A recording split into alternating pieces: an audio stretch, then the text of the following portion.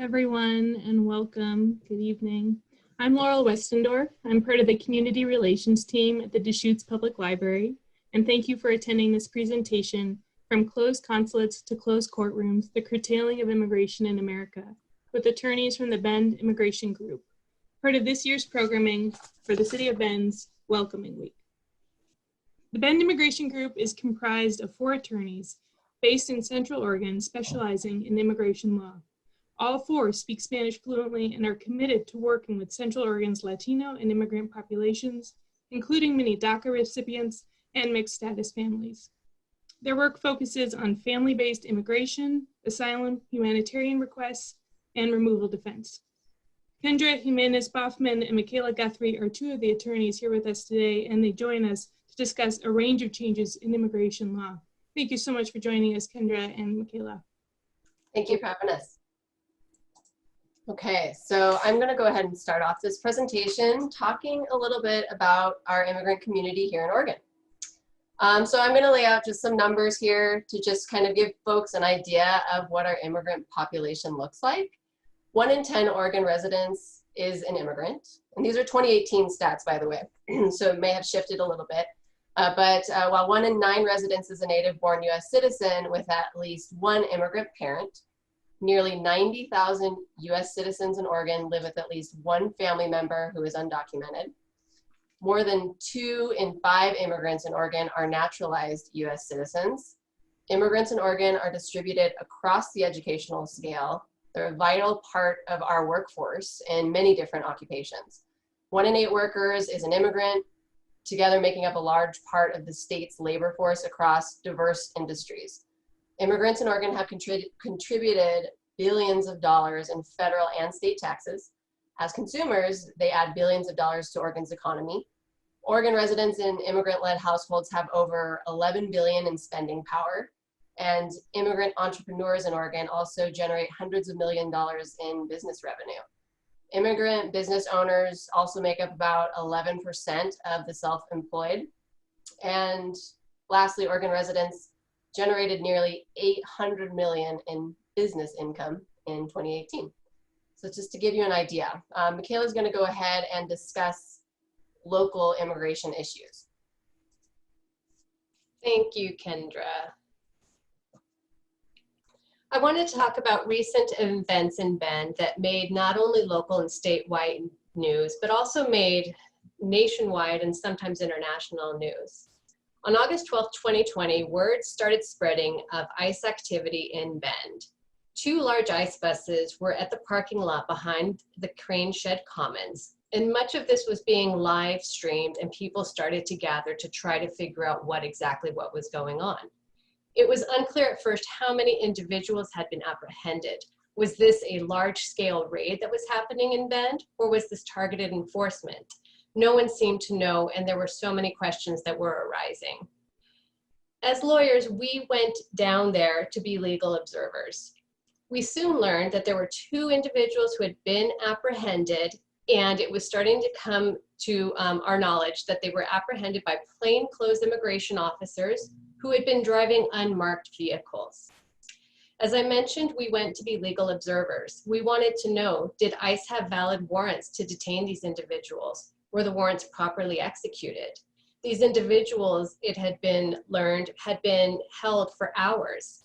Did they have access to counsel? Did they have water, and did they have food? These were all questions that we were trying to answer. We were stonewalled from being provided any information, even though we had approached immigration to ask these questions. It is my understanding that the detained men did not see any warrants or any documents either. They were held for over 12 hours and denied the right to speak to counsel. As many of you may have witnessed, they were extracted from the buses in a very dramatic fashion and moved out of state. In the aftermath, many people were commenting that these individuals lacked any rights in the United States. This is not accurate. Even individuals who do not have citizenship or permanent residency, who do not hold a valid non-immigrant or other status, have valid rights under the Constitution. Some of those rights include the right to remain silent, the right to ask to see the warrant to make sure that you are the person actually identified on the warrant, and whether or not it is an administrative or a judicial warrant, both of which give the officers different rights. If ICE comes to a private residence, for example, with only an administrative warrant, they do not have the right to enter the property. Moreover, an administrative warrant does not give ICE the authority to search a person without his or her consent and/or probable cause. And as I've mentioned before, an individual does have the right to counsel. So during the protests and afterwards, there was much talk about Oregon, what our status is in Bend. Are we a sanctuary city, a welcoming city? And what about the state of Oregon? Oregon does have a law that specifically prohibits local and state authorities from using resources to carry out federal immigration duties. Oregon Revised Statute 181A.820 states, no law enforcement agency of the state of Oregon or of any political subdivision of the state shall use agency monies, equipment, or personnel for the purpose of detecting or apprehending persons whose only violation of law is that they are persons of foreign citizenship present in the United States in violation of federal immigration law. It is important to know that this law does not prevent the sharing of information between local and state federal agencies. It is designed to promote the safety of local communities, be inclusive, and not have members of the community fearful of reporting crimes to local law enforcement. So now that we understand the state level, what about the local level? As we will discuss in a minute, Bend has adopted a resolution that it is a welcoming city, which is different from a sanctuary city. So a sanctuary city is a place that has decided to keep local resources to solve local problems. Some people have the misconception that a sanctuary city is a city that is harboring fugitives or frustrating ICE's objectives. This is a misunderstanding of the term. It is a city that has limited the extent to which it will volunteer resources to support federal immigration enforcement. For example, localities in a sanctuary city will generally not accept detainer requests from Immigration and Customs Enforcement, or continue to hold an individual in jail to continue to detain somebody who has posted bail in order for that person to be interviewed or picked up by immigration officials. This is not a violation of federal law. Federal law requires public entities to share and maintain information that has been gathered on an individual's citizenship or immigration status, but there's no affirmative duty to act beyond that or to continue to detain someone for immigration purposes. It does not, in essence, require local and state officials to perform immigration-related duties, such as asking about a person's birthplace or immigration status during a local encounter. Bend has passed a resolution, I believe it was in 2017, stating that it is a welcoming city. This is acknowledging that the city seeks to be inclusive and create a community which will prosper because everyone, including immigrants and refugees, feel welcome. The resolution states that the City Council declares Bend an inclusive and welcoming city that embraces and celebrates its immigrant and refugee residents and welcomes and encourages their contributions to the collective prosperity and security of all current and future residents. To achieve this, the city is continuing to refrain from the use of city funds, personnel, and equipment from enforcing federal immigration laws and detaining people solely on their immigration status. The city is declared a welcoming city and a member of the National Welcoming Cities. So that is a recap on what has recently happened in Bend and what our state and local stances regarding sanctuary cities or welcoming cities. And now we're going to move from the local to the national level, and Kendra will discuss the Remain in Mexico policy. Okay, so I want to talk about the implementation of what we know as Remain in Mexico, but it's formally called the Migrant Protection Protocols. So on January 24th, 2019, DHS, Department of Homeland Security, announced it would begin implementing this MPP, is really in short form what you'll hear. It was a new policy that forces individuals arriving to the US southern border who are fleeing violence and persecution in their home countries to remain in Mexico, pending an asylum hearing before a US immigration judge. So the government's language of this program is specifically that an MPP is a US government action whereby certain foreign individuals entering or seeking admission to the US from Mexico illegally or without proper documentation may be returned to Mexico and wait outside of the US for the duration of their immigration proceedings.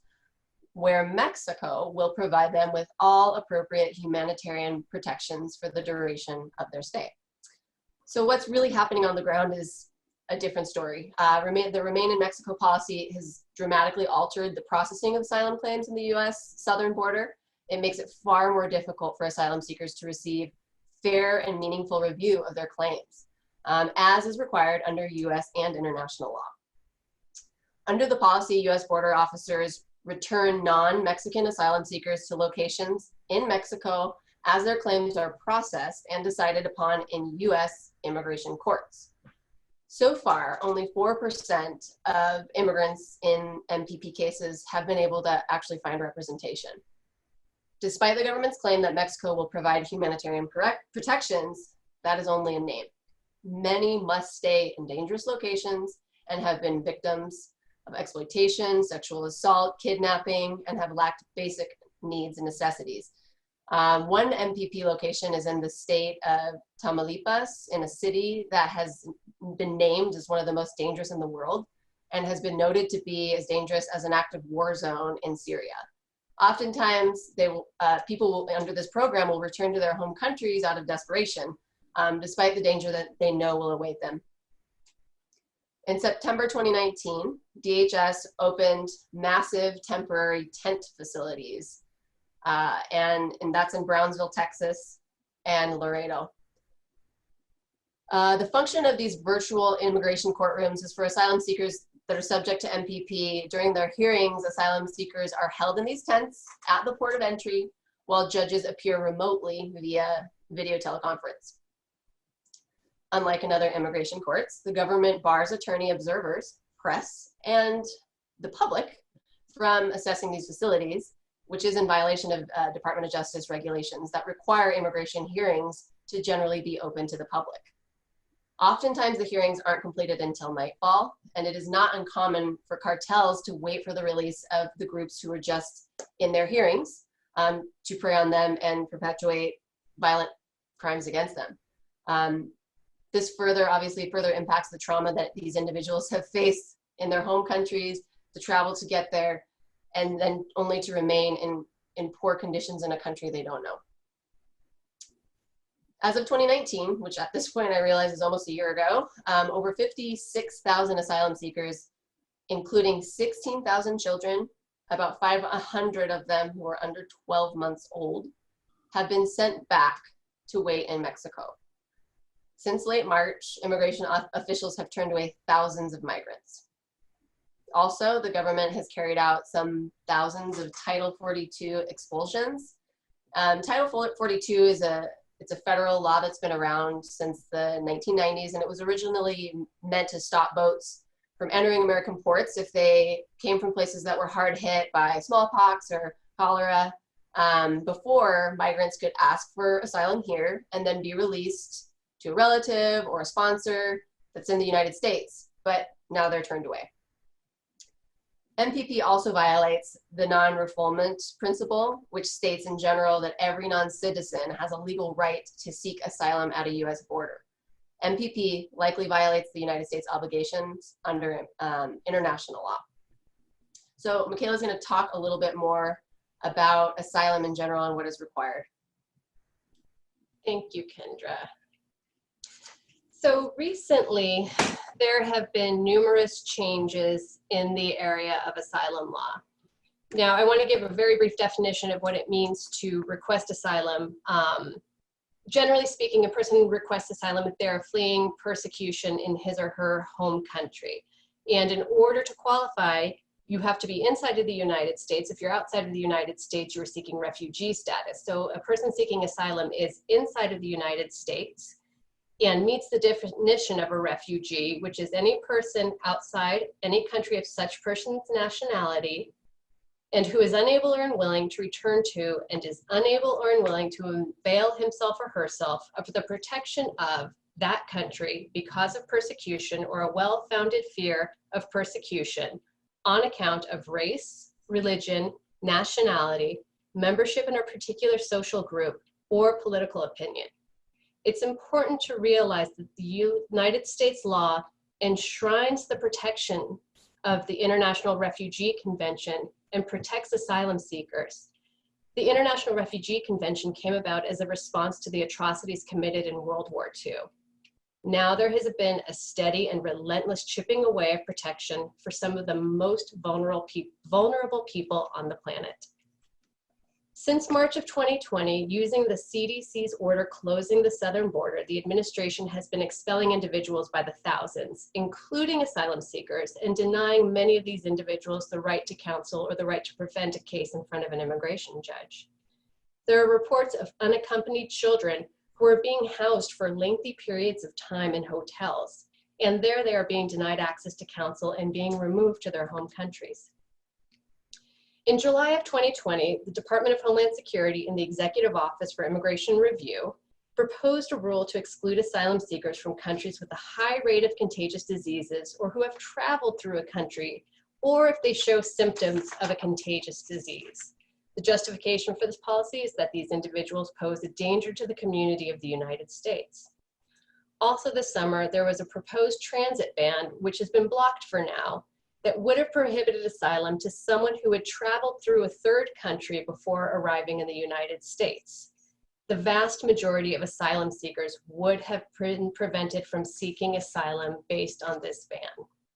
There are also relatively new agreements with Honduras, El Salvador, and Guatemala, which allow for an individual to be removed from the United States and required to seek asylum in one of those countries if that applicant had traveled through one of those countries on his or her way to the United States.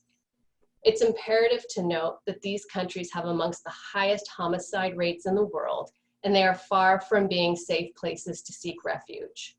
In addition, it is arguable that these countries lack the capacity and the infrastructure to handle these claims. So not only has the administration been placing sometimes insurmountable roadblocks to prevent individuals from being able to request asylum in the United States by keeping them outside of the United States, for those who are here in the United States, there are also changes and challenges. The Attorney General issued a precedential decision, Matter of AB, which gutted protections to victims of domestic violence and victims of gang violence. To me, this really stung. When I was out of law school freshly, I worked in El Paso representing asylum seekers. And there I had a young client from Honduras who had suffered unspeakable acts of violence at the hands of her partner. We presented her case to the judge at a time before the case law was clear that a victim of domestic violence could qualify for asylum, but we knew we had to try. Her case was denied and we filed an appeal. During the pendency of her appeal, due to countless other advocates and victims who were also presenting these cases and crafting these arguments, the case law developed and grew, and soon we had a decision issued by the Board of Immigration Appeals that said individuals in her exact circumstance from her particular social group could qualify for asylum. After almost a decade, my former client was granted asylum in the United States. Now, that particular social group, which was developed by years and years of cases and countless hours of work and countless stories from individuals who were terribly victimized, would not qualify for asylum. There are so many proposed rules that are also coming out right now. It is a challenge to keep up with everything and to see which rules are coming to effect at what time, which ones have been enjoined, where they have been enjoined. And that is also, in my opinion, part of trying to frustrate this process for the advocates. So one of the proposed rules contains a non-exhaustive list that the government has just decided are non-viable particular social group claims. The proposed rule is also targeted other well-established protected grounds, such as saying somebody can't claim asylum or be granted asylum unless their political opinion is advocating regime change in his or her home country.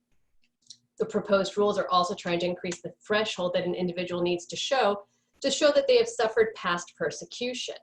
There are changes to what evidence may be presented.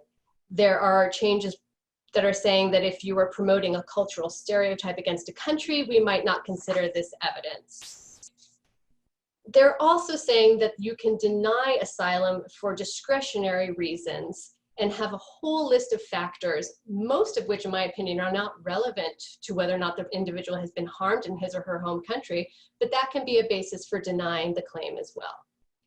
So even those who have entered the country before any of these rules came into effect and have filed their claims for asylum, they're also being affected, mostly by the changes in the employment authorization, not only with the substantive changes in case law, but in the practicality of what you do in a country when you're claiming asylum. It used to be that after an asylum applicant had a pending application for 150 days, she could file for an employment authorization document that had to be issued within 30 days. Now, an applicant for asylum must show that her claim has been pending for 365 days and that she entered the country lawfully and claimed fear. So if somebody entered the country without inspection, chances are that individual will not be able to apply for or receive an employment authorization document. This rule is now in effect, but there are federal litigation suits pending against this, so an injunction could be issued. Now Kendra is going to discuss deferred action for childhood arrivals. Everyone's heard of DACA. DACA's been huge in the news. I want to give you a little procedural history. So, and just a background, Deferred Action for Childhood Arrivals has been a very contentious program since it was established by President Barack Obama in 2012. Generally, it's for people who entered the United States as a child, completed high school, and who does not have significant criminal history. DACA was created as a protection from deportation, provides work authorization in some circumstances, provides people the opportunity to travel abroad and return lawfully, and it also must be renewed every 2 years. So DACA does not provide a path to residence or citizenship. There's nearly 9 million people in the United States that are eligible for DACA protections. Nearly 800,000 were granted deferred status from 2012 to 2017. The average age at the time of their arrival to the United States was 6 years old. In Oregon, we have about 10,000 residents who have DACA. On September 5th, 2017, President Trump's administration ordered a rescission of DACA. As various court cases challenged the rescission, DACA recipients were allowed to renew their status when it expired, but no new applications were accepted. Quickly, multiple plaintiffs challenged the rescission, and it ultimately made its way through the federal court system. On June 18th, 2020, the US Supreme Court overturned the rescission. The Supreme Court concluded that the way the Trump administration tried to rescind DACA was illegal. The Supreme Court's opinion left open the possibility that the administration could attempt to terminate DACA again, but it required that they had to do it in a way that complies with federal law.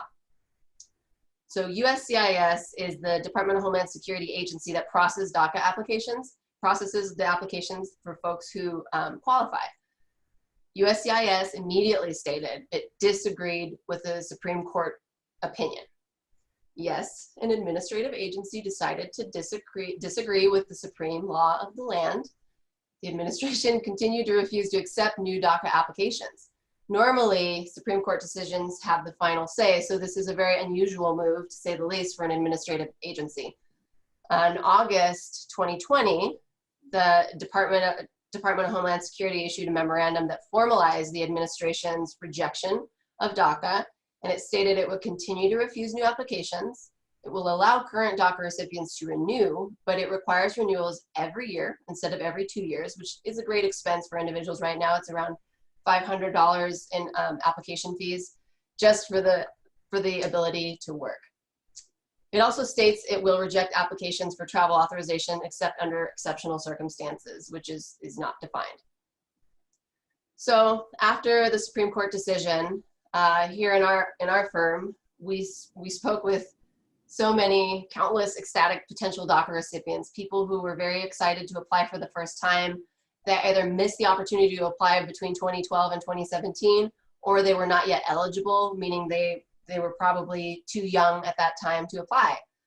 We asked them to gather their documents in hopes that they would be able to file soon. Given the legal sense we have, it shows that the Supreme Court decision would likely allow them to finally apply for this benefit. Those callbacks, after this memo came out, those callbacks to potential applicants was really difficult to do. I know when I was speaking to one young woman, I totally almost cried when I had to tell her the news because she was so excited about it initially. And she said, "Don't worry, it's not your fault." These kids are strong, amazing people who are resilient and numb recipients of complete political games. So this is kind of an overview of DACA, and I think it's important for people to be aware because we hear it in the news all the time, but this is the true history. And the highs and lows are really pretty low right now. Michaela's going to talk about public charge, which is another significant change under this administration. So public charge is a ground of inadmissibility. And what that means is if somebody is trying to immigrate to the United States, whether they're inside of the country and applying for what's known as adjustment of status, or they're outside and going through consular processing, that individual needs to show that he or she is not likely to become a public charge. This has been part of immigration for over 100 years and had been in its previous form, which is the form best known to us who have been practicing in the last 10, 20 years. And the definition that we had been practicing under was that a person is likely to become a public charge and therefore inadmissible to the United States if he is primarily relying on government for subsistence, either by receipt of public cash assistance for income maintenance or institutionalization for long-term care at government expense. So as practitioners, in order to overcome this ground of inadmissibility, we needed to show that the petitioner, the person who had started the immigration process, like for example, on behalf of a spouse, was able to support that intending immigrant at 125% of the federal poverty guideline for that individual's household size. So if an individual had a household size of 2, as opposed to a household size of 5, the numbers would change and they go up. It increased by $5,000 per person in the house.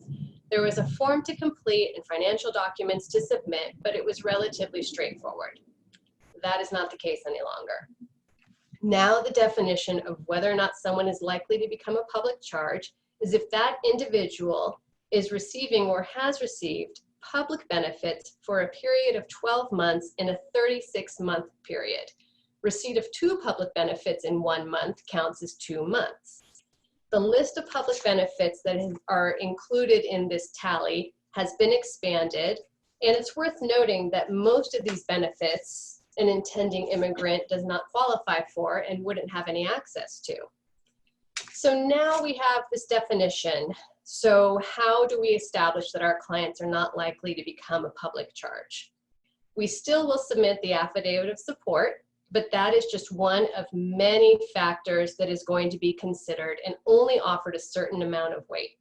This determination officers are now going to be making on an individualized case-by-case basis, and they are going to be looking at various factors. Some of these factors are weighted very heavily on the positive scale, and others are weighted very heavily on the negative scale.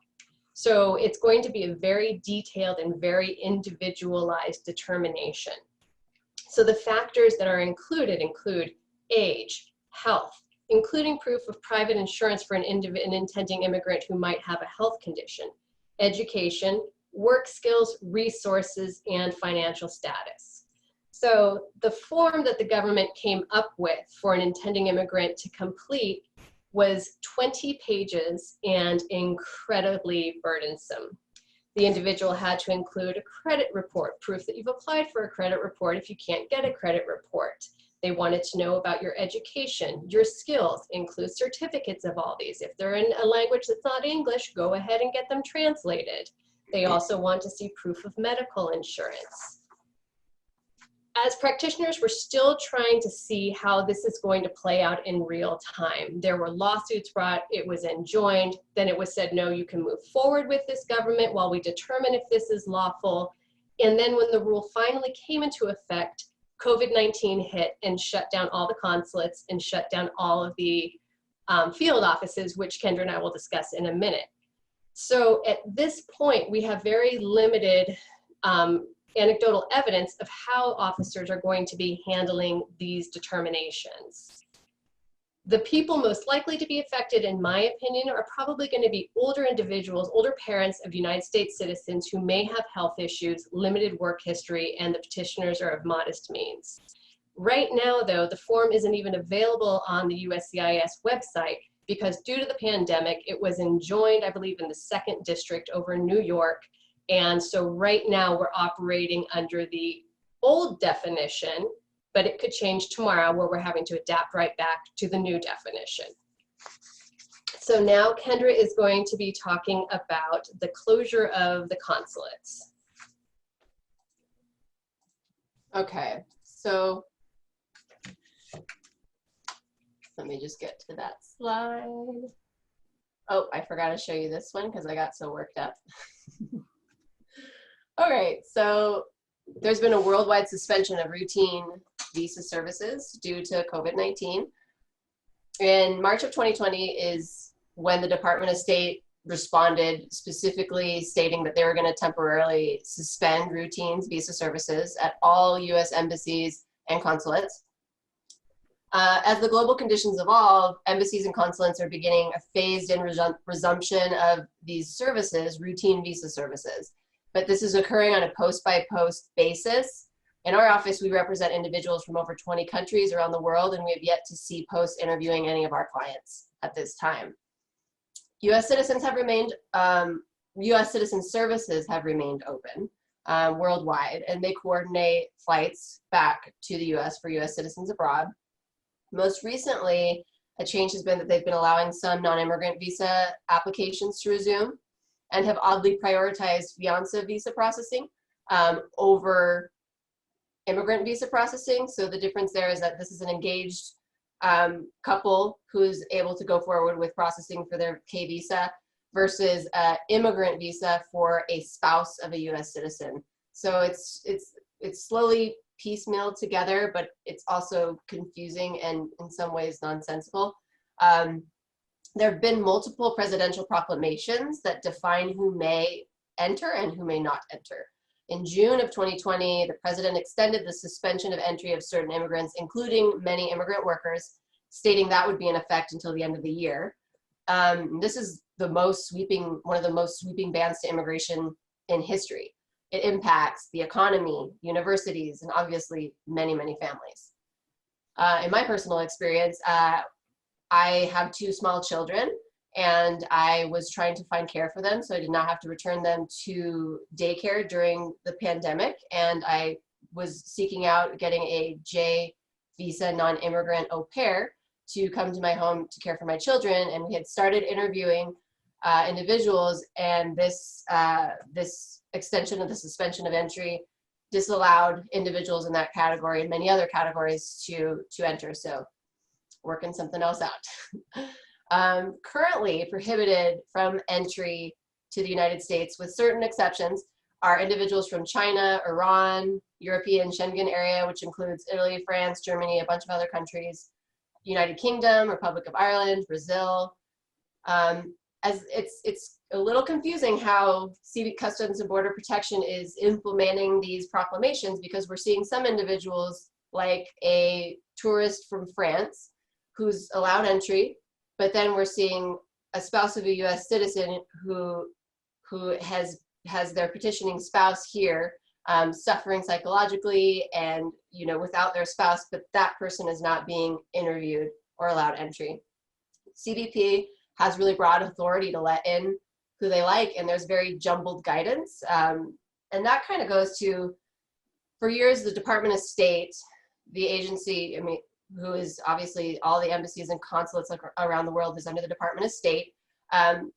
Over the years, they had gotten increasingly better at sharing information, correspondence to our inquiries, transparency. Websites were providing a lot of great information for attorneys and for people who are trying to immigrate. In the current administration, we've seen a lot of these helpful resources start to disappear from websites.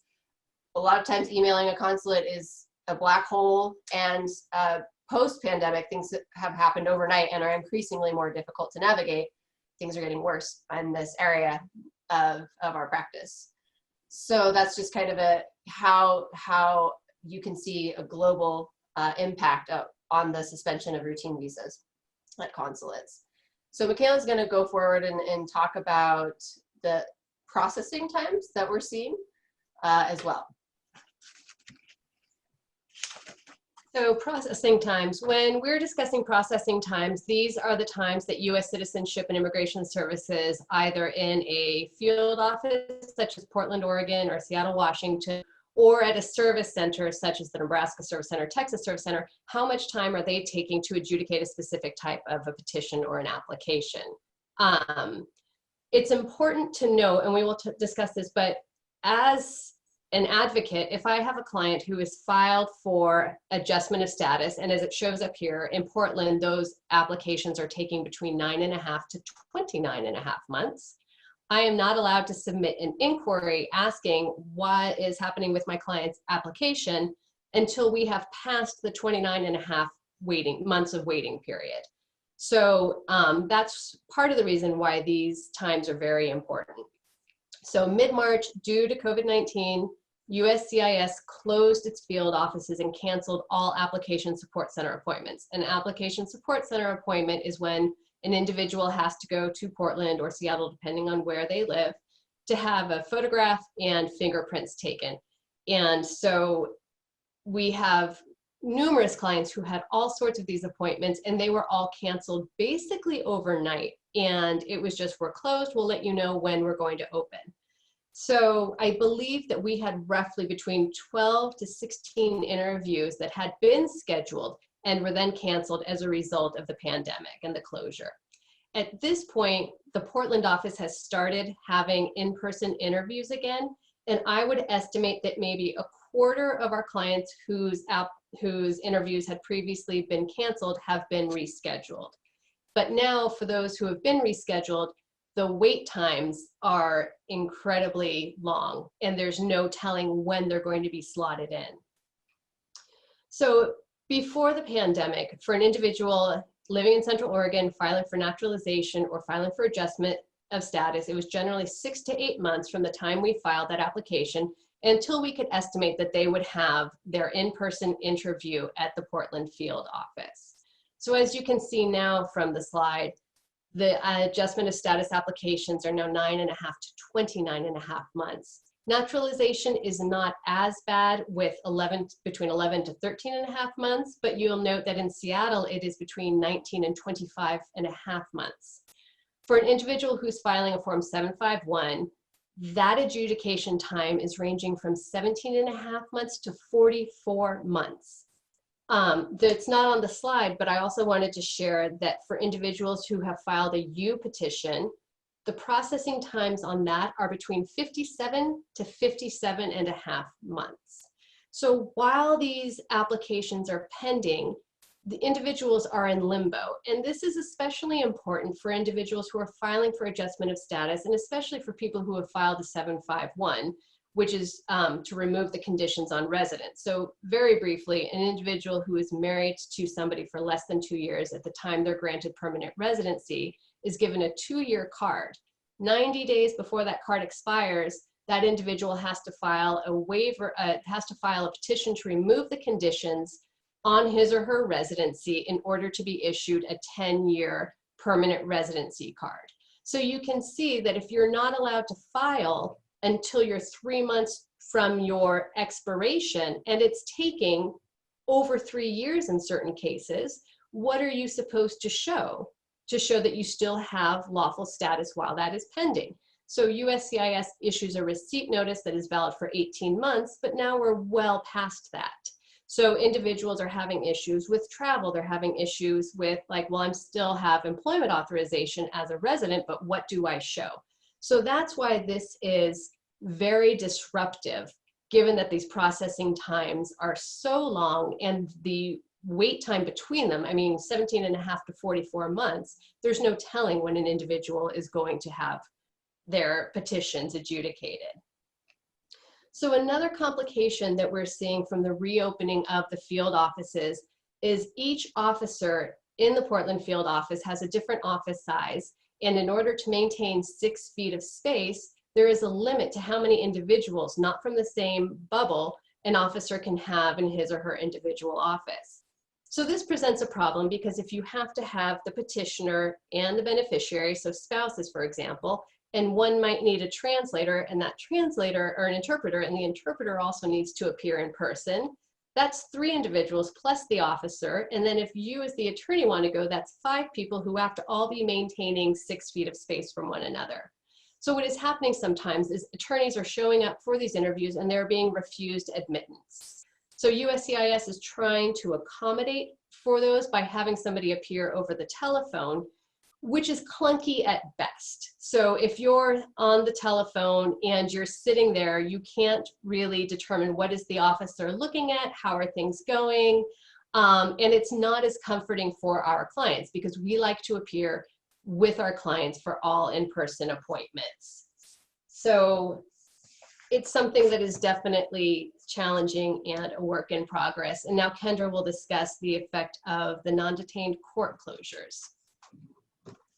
Okay, so the closure of non-detained immigration courts is a reality right now due to COVID.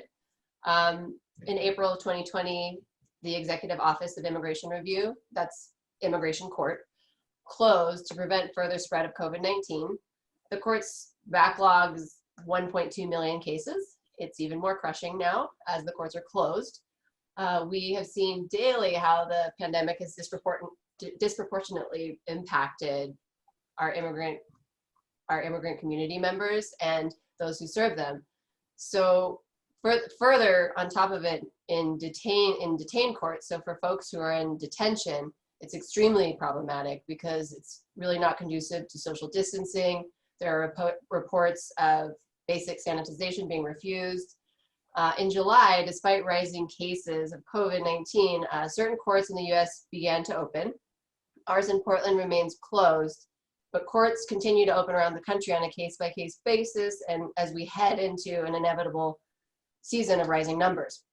So changes are frequent and last minute, and oftentimes via Twitter, which is a new thing that we're seeing in the immigration community. We are oftentimes citing not statute or regulation, but tweets. So we also, in our office, we had 2 last-minute cancellations of individual merits hearings, which is unnerving and emotionally upsetting for our clients who have been preparing for months and months to share their testimony, oftentimes, most often, of traumatic events. So to get to that point of about to prepare for your individual hearing, for example, my client was, individual hearing was canceled. He was prepared, and now we don't have another hearing until 2023. So it's a challenge on many levels, but the president of the National Association of Immigration Judges stated that the federal government should be modeling best practices for containing the spread of the virus, and the open immigration courts are an example of what not to do. And also a labor union representing the nation's immigration judges filed a lawsuit in July against the Trump administration. They're arguing that the government is stifling the judges' right to speak publicly on key issues, including the threat of COVID-19 to their own lives and to public health. So this is a snapshot of the world of immigration right now, amidst this administration, amidst the pandemic.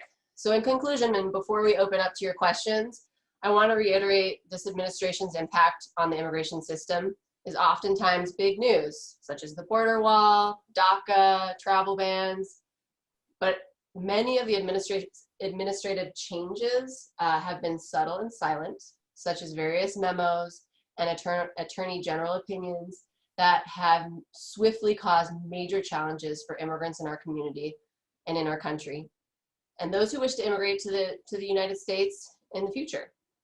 Sweeping and silent change to administrative processes have created barriers in hopes to discourage individuals from immigrating, and quite frankly, causing major challenges to practitioners' day-to-day ability to help our clients.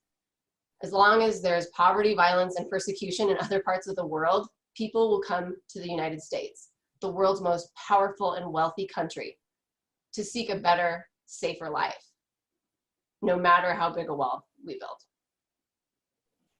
Thank you, Michaela and Kendra. So this person says, when I was a reporter in Wenatchee, Washington in 2004, I interviewed a couple who tried to get legal status for the wife. They followed instructions from USCIS and went to Juarez, Mexico to get her visa.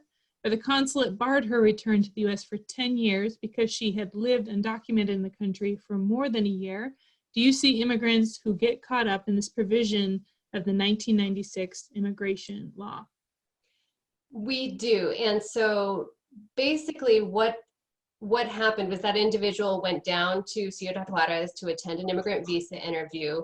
The law states that an individual who has been unlawfully present in the United States for more than 1 year, after they voluntarily depart, they may not come back for 10 years unless they can show that their spouse, who's a citizen or a resident, would suffer extreme hardship if they were refused admission. Okay, so that is a very common ground of inadmissibility that we see. And the process for that right now is slightly different. So right now there is a provisional unlawful presence waiver, which means that if I am the spouse, I am from Mexico, I've been here for more than 1 year unlawfully, and I know that when I attend that immigrant visa interview, I'm going to trigger that bar of inadmissibility, I can file my waiver for that ground while I'm inside the United States. That waiver is taking over a year to adjudicate. So if I had to wait outside, that would cause extreme hardship to my spouse.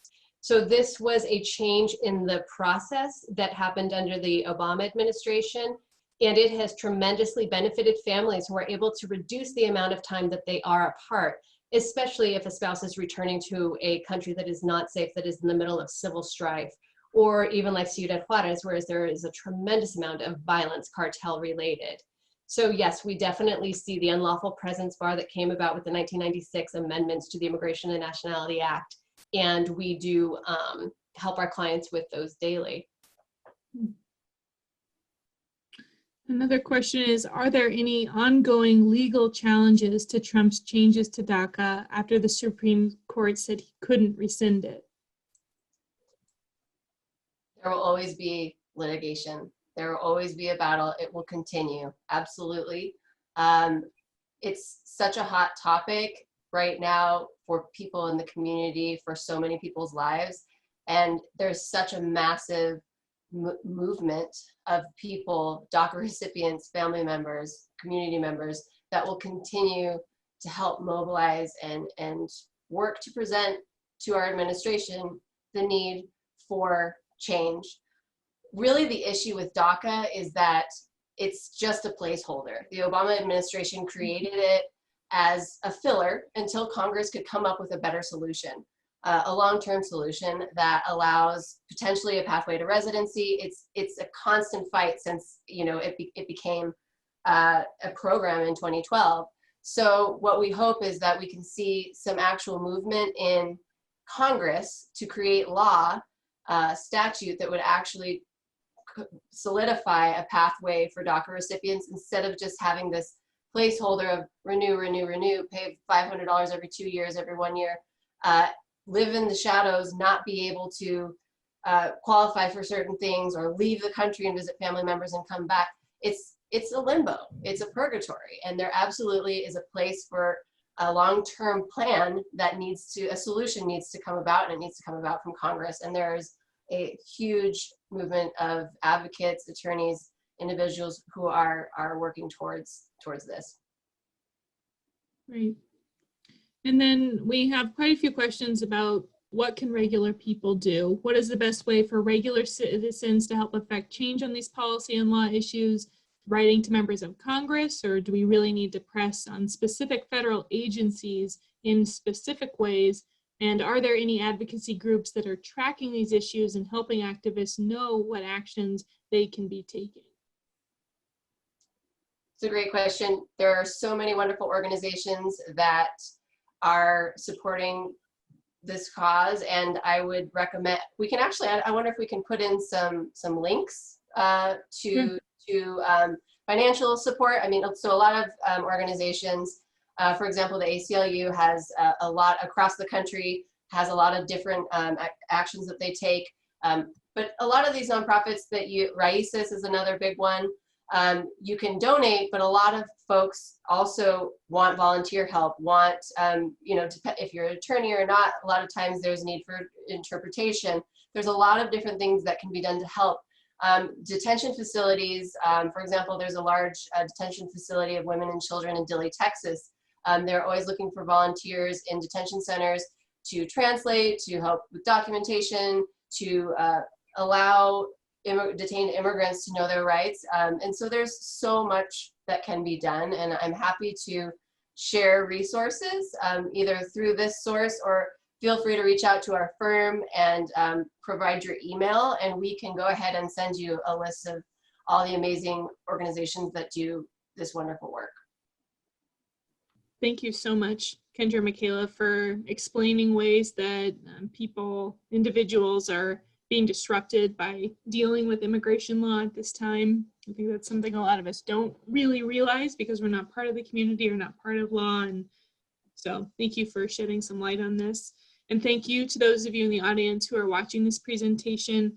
The library has a lot of other wonderful programs on deck right now that you can check out that are informative, free, and virtual. The monthly event guide, which is online, and the event calendar are both at DeschutesLibrary.org and are great places to see programs or recordings of programs like this one that you might have missed or you want to share with someone else. Have a good night, everybody. Good night, thank you.